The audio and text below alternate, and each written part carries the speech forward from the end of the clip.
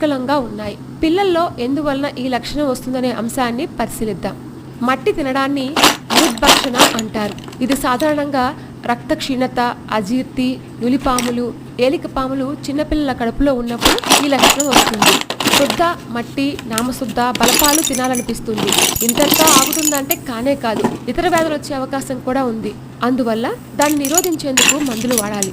కాచిన సింధూరం 50 గ్రాములు, కాంతలోహ 50 గ్రాములను తేనెలో కలిపి 2 పూటలా వేయాలి. ఫలితంగా ఆరోగ్యం మెరుగుపడుతుంది. అయితే ఇందులో కూడా తీవ్రత ఉంటుంది.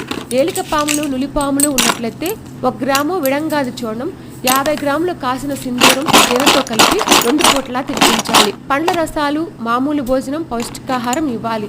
సరైన సమయంలో చికిత్స తీసుకోకుండా ఉంటే పాండు రోగం వచ్చే అవకాశం ఉంటుంది. కాబట్టి పిల్లలను ఒక కంట కనిపెట్టుకుని ఉండడం చాలా మంచిది.